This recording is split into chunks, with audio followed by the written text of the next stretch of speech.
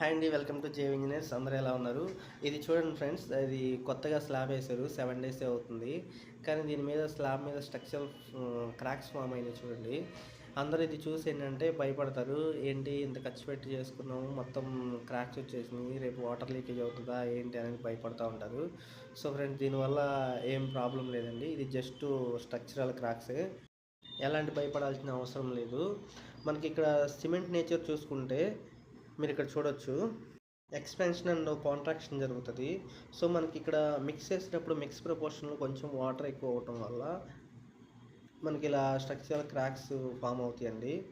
అది డ్రై అయినప్పుడు మనకి కాంట్రాక్షన్ జరుగుతుంది. సో దానివల్ల ఇలా స్ట్రక్చరల్ క్రాక్స్ లాగా ఫామ్ అవుతుంది.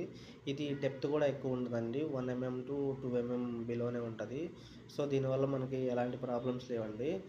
మీరు ఇక్కడ చూడొచ్చు, సేమ్ ఇదే ఫార్ములా అండి.